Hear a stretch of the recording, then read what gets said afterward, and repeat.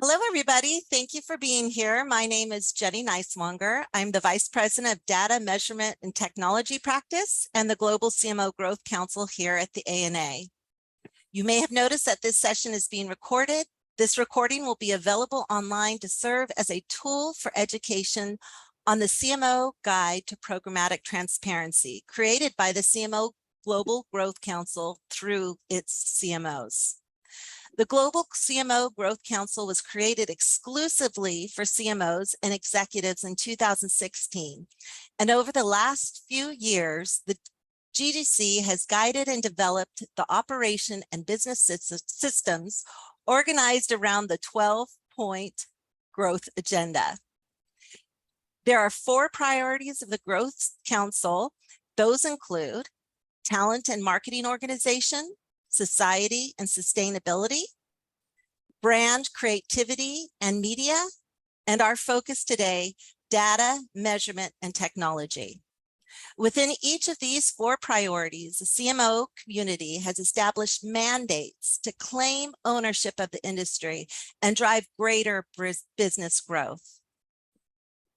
Our session today focuses on mandate number 1, to optimize and own transparency in the programmatic media supply chain, and will be the 4th and final session focused on the CMO's Guide to Programmatic Transparency, which was recently published by the ANA. First, I'd like to acknowledge a few people and key drivers leading our industry and making a difference. First, Nick Premola, the EVP of the Global CMO Growth Council. Our chairs of the GGC Data Measurement and Technology Council, Karen Walker from Intel and Raja Manar from MasterCard. Now let's get started. I'd like to introduce our facilitator and leader today, Zena Arnold. Zena has 20 years of experience in marketing, brand management, strategy development, and business operations. She serves as Senior Vice President, Carbonated Soft Drinks at PepsiCo, where she oversees the brand and the business for the carbonated soft drink portfolio in North America, including some of the company's largest brands such as Pepsi and Mountain Dew.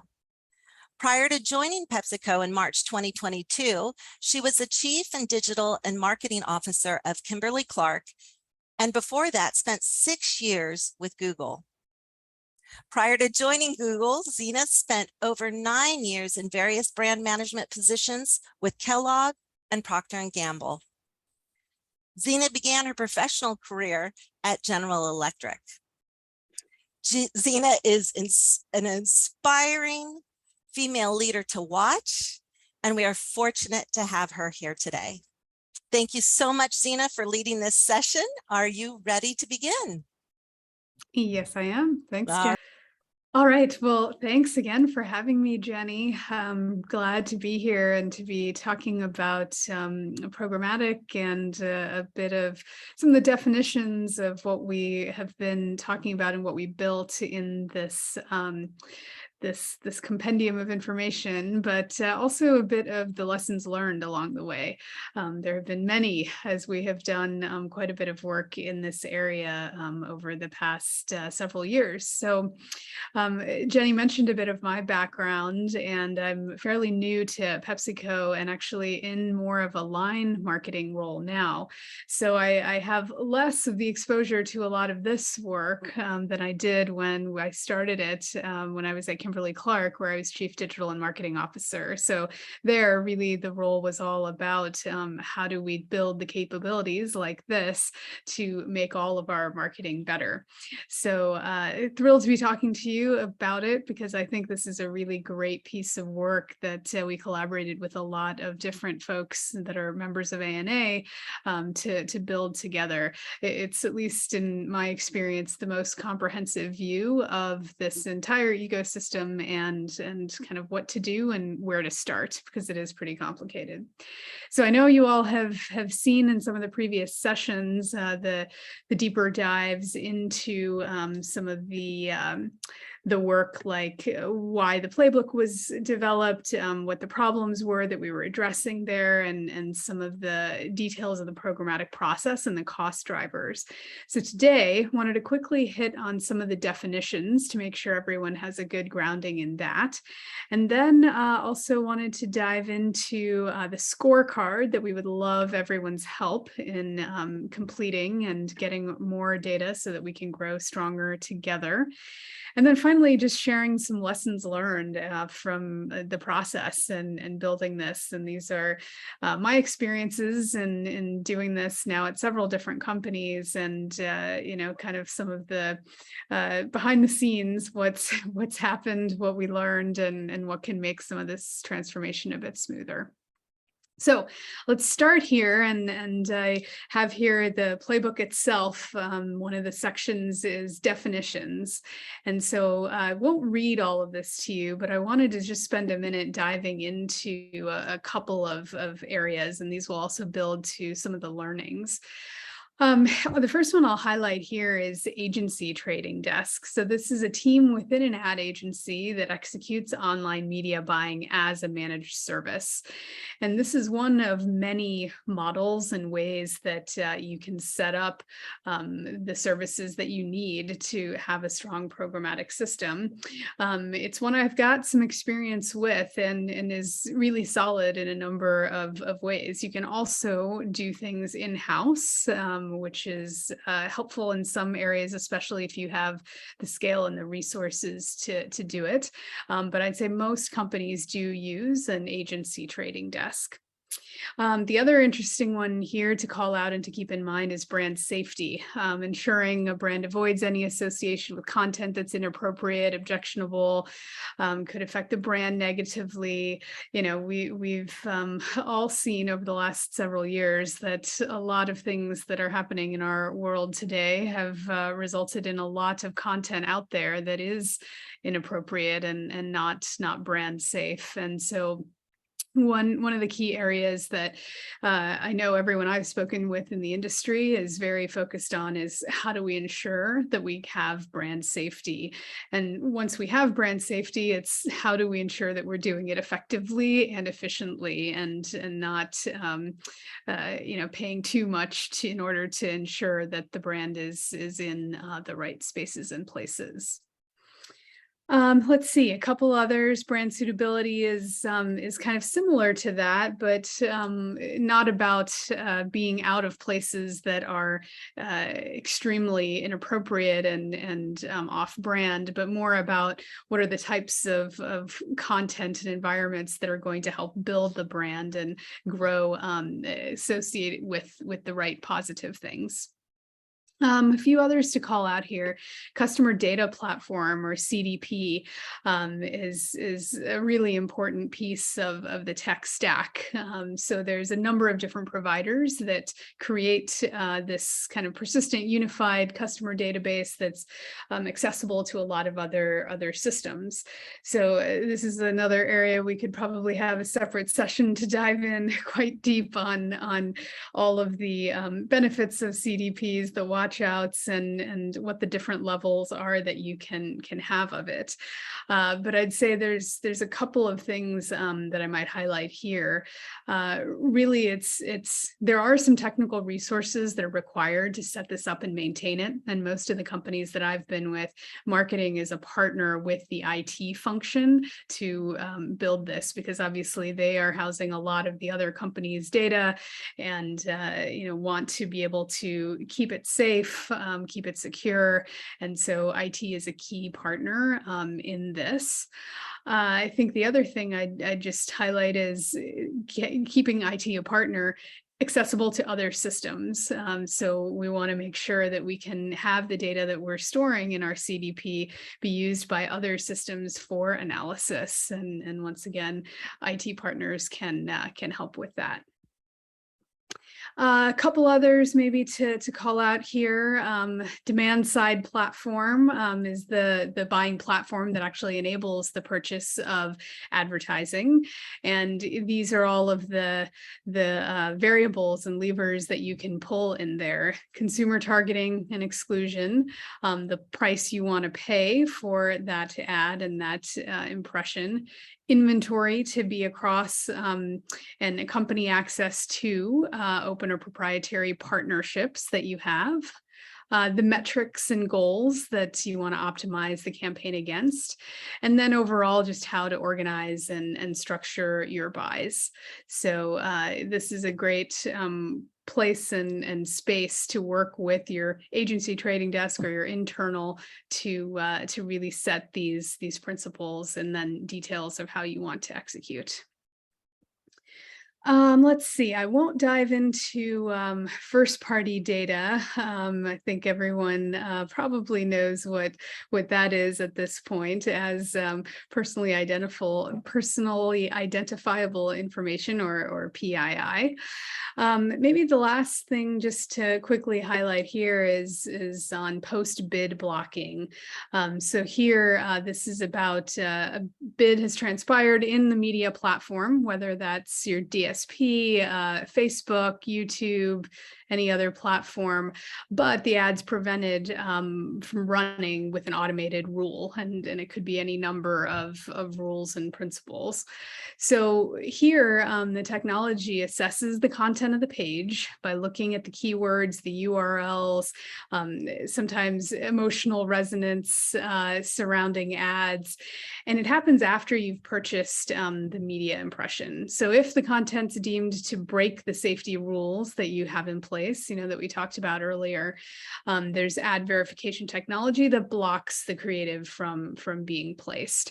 So obviously this is good because it protects the value of your brand reputation and doesn't have it appear in negative places and spaces, but also because you've already purchased the inventory for each blocked impression, you're paying or have already paid for the requisite technology and data costs.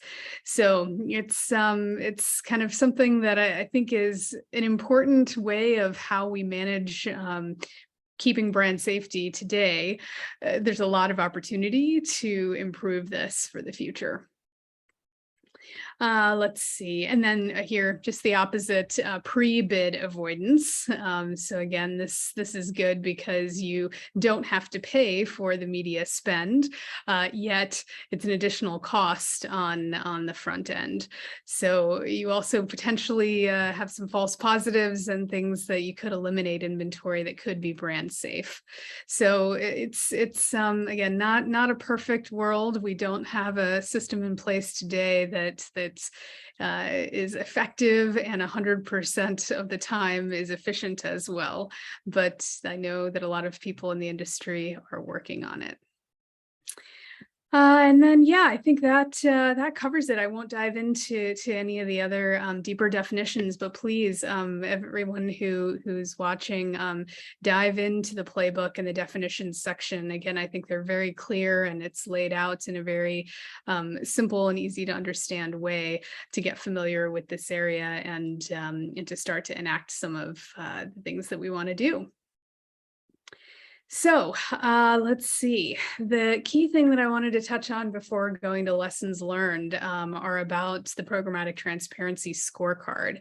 So would really love to have everyone here and in broader ANA to complete this.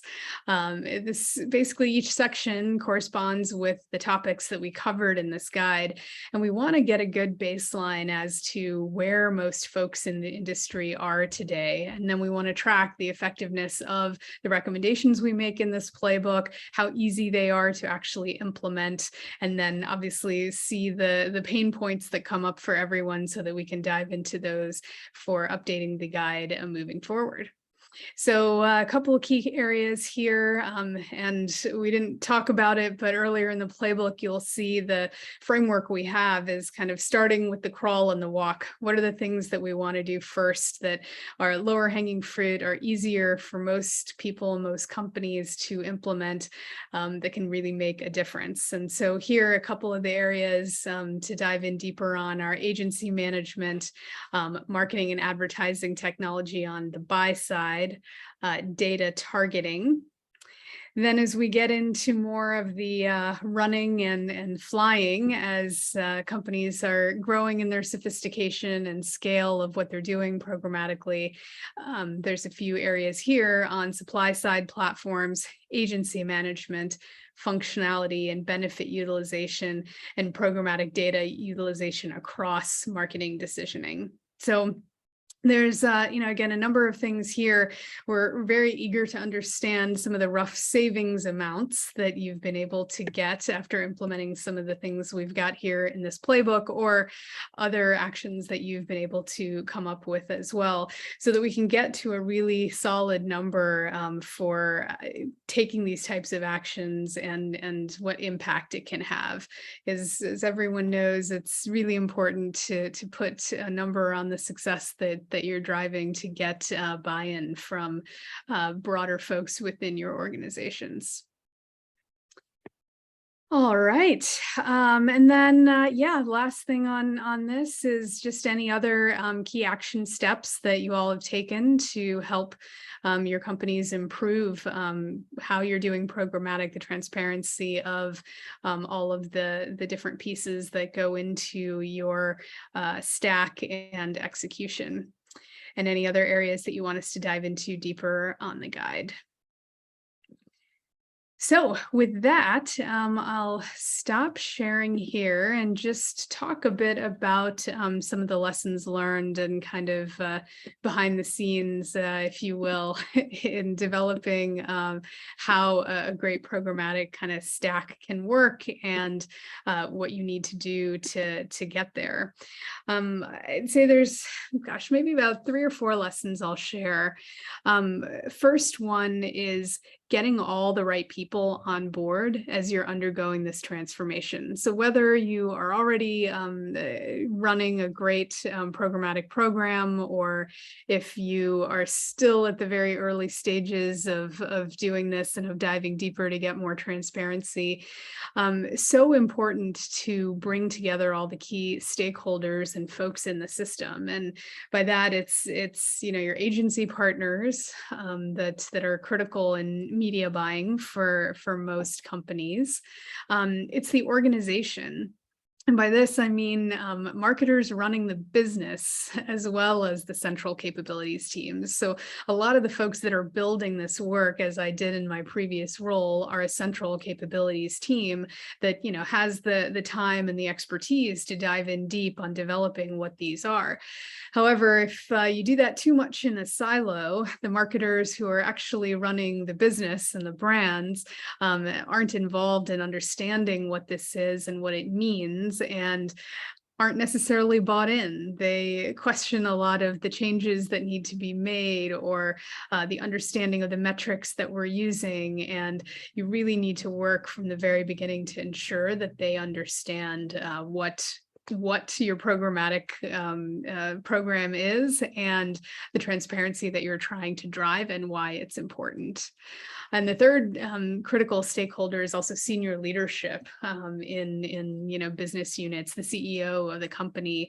You want them to understand the value that you're getting, the improved ROI that you see with running a really great and tight programmatic program. But you also want them to understand that these are ways of getting interesting insights on your consumers and their activities and the way that they interact digitally with your brand online and others. So it's important, and that's why, as I mentioned in the scorecard, getting and calculating some of the savings that you've gotten so important, and I think can help get some of the buy-in for the changes that are needed. Let's see. Then I think the other key area I would say for lessons learned is finding the right partner to help you in the transformation. So, I have experienced it a few different ways. There's a completely internal driven transformation where folks in usually a central team will put together a business case and be very clear on what the value is and sell in the rest of the organization. Also, there could be a mix of some internal and external folks to do that. And that could be your agency partners that are usually, partners of yours more broadly in the media space. Or it could be a third party external agency or consultant that could come in and do it. And I've seen that work in a lot of ways when you want kind of an objective third party to come in and really evaluate very frankly how your stack and processes are working today. And they will do that pretty dispassionately. And because they've done it a lot and seen a lot of different organizations, they can offer some good tips on how to build that and do that well. However, the flip side of that is that's someone without really any skin in the game. And sometimes the recommendations that they put forth, it becomes a little bit harder for the folks who are in the game, whether that's your agency partners or your central teams or marketing teams within your company, to feel like it's something that matters and that they've had a hand in building it. So, understanding the motivations of all the folks in the game, agency, internal folks, absolutely critical and important to bring along. So I'd say the best ways that I've seen the transformation being driven is kind of a combination of all of those. It is bringing in some external fresh thinking to spark some new conversations and bring some new options, but being built very much by the internal teams and agency teams that are going to be living and doing the work ongoing and day to day. Maybe the last overall area I'd say is finding the right people to support the work internally. And, in some of the organizations that I've been in, it's still not quite understood by a lot of senior management how complicated this space is, and the folks who are operating with some of the paradigms of the past think, oh, sure, it's media buying. I know how to do that. I did it when I was a brand manager, 20 years ago.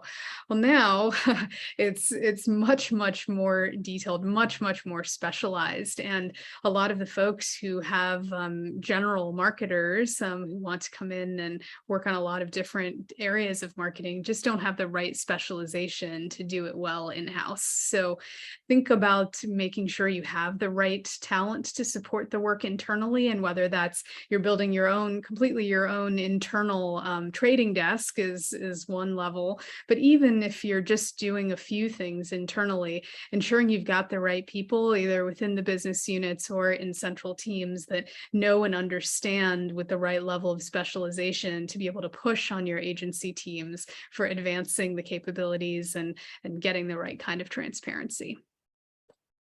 And then finally, I'd say last, but maybe most important, leveraging resources like this one. It really helps to talk with people in the industry to see who's doing what's been successful, lessons learned, sometimes painfully.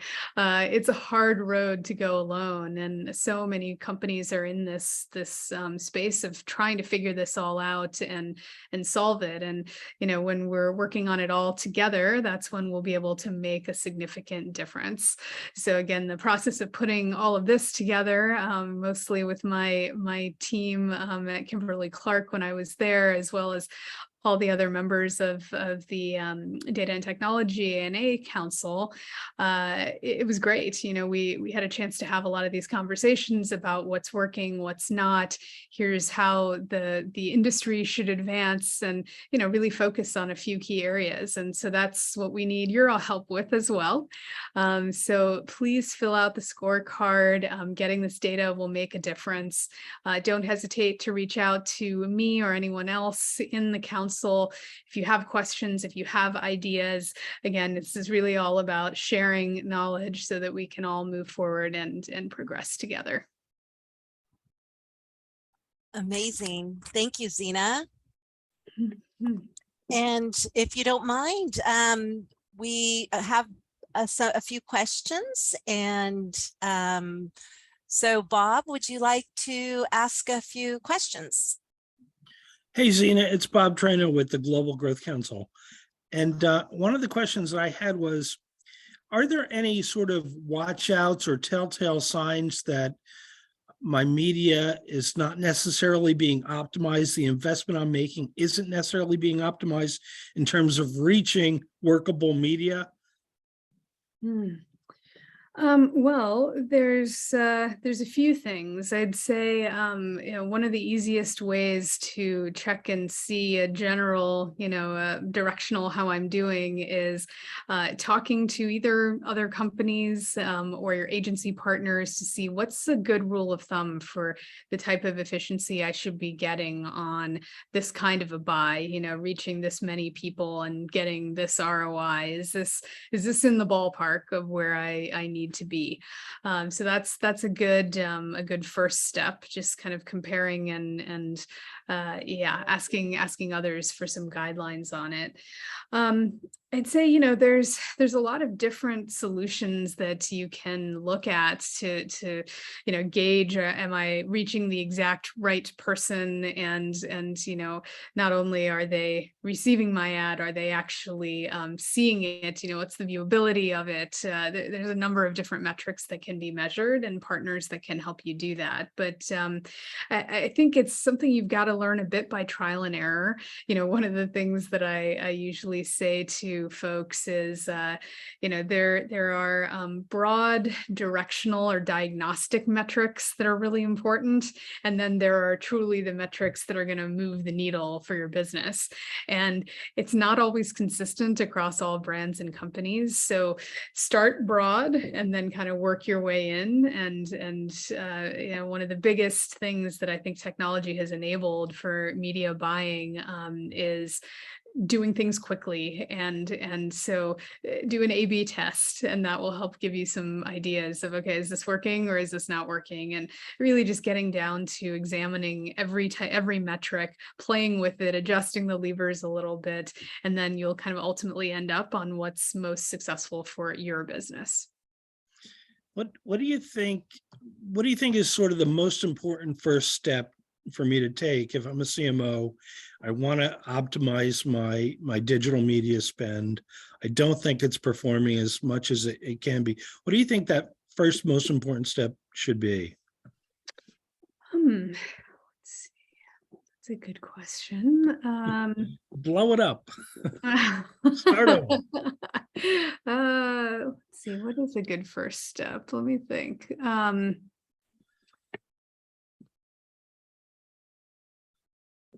I'd say a good first step to take is to really understand who you're working with, and what you're paying for.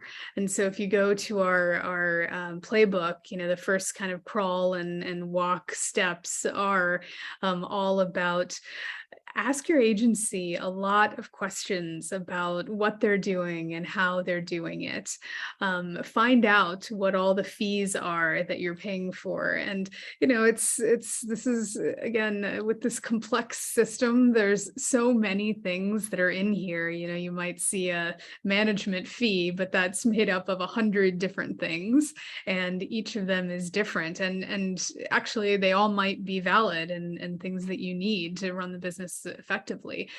But just getting into that level of detail, and that goes back to the learning too of having the right folks with the right specialization, either within your organization or as an external consultant, to really help examine that. Because oftentimes, so many things are put into these fees, and without that transparency, without asking the questions and understanding, you often have a lot of extra fees in there. There's things that you aren't necessarily that aren't necessarily driving your business, but that you're still being charged for. So important to ask the questions. And in the playbook, we've got a number of those questions as well to start with. I really think what you said even earlier about getting an outside perspective is so helpful, because in your own organization, you may not realize, all the things that are involved. And when you start comparing it with your colleagues in the field and what their experience is, I could easily see how you'd begin to understand if you have an issue or you don't have an issue, and then start implementing some of the things that you're talking about. Yeah, exactly. I mean, because of the complexity of this entire ecosystem, it's really hard for any one person or even one department or company to know everything there is to know about it. So it's just a time and a place to really lean on shared knowledge and expertise, which is why this is such a great group, and we feel like this is a great resource to start. Cool. Well, thank you for answering my questions. I appreciate it. Sure.